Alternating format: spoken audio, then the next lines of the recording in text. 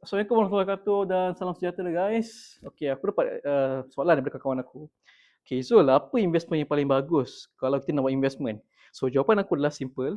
So, investment yang paling bagus adalah investment ke atas tanah itu sendiri. So, investment macam mana? Okey, so kenapa tanah pertama sekali adalah aset naik nilai. So, kalau hartanah ni dia tak akan turun. So, bayangkan kalau kau beli rumah hari ni 300,000 contoh, pada 10 tahun datang harga rumah tu confirm akan naik mungkin 500,000. So dari situ kita akan nampak betapa untungnya dan betapa banyak kita buat duit dengan hartanah. So yang kedua adalah kita boleh leverage guna duit bank. Okay, compare to investment lain, hartanah kita boleh buat loan atau berfinancing dengan bank. So kalau compare, kalau korang nak buat investment, nak beli tanah atau nak beli rumah, nak beli apartment, nak beli kondo, so korang boleh apply loan, dan dengan loan ni korang boleh beli hartanah itu sendiri.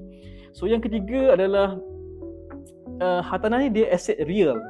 So compare to investment lain, investment tu kau tak nampak pergerakan duit korang tu ke arah mana. Let's say kalau fund manager di invest kat sekian, kau tak tahu sama ada tempat tu boleh buat untung atau tidak.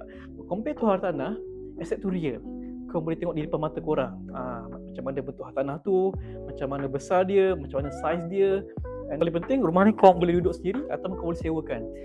Dah lah boleh nampak fizikal lah. Korang boleh jana income dari sewa lagi. Okay, ni lah bonus point.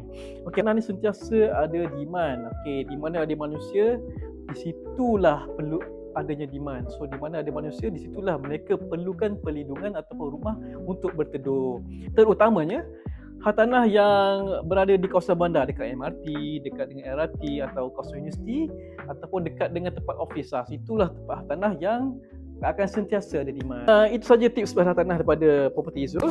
So korang rasa apa lagi investment yang paling bagus selain hartanah? So kalau korang rasa ada satu yang paling best, cuba komen sikit kat ruangan komen di bawah.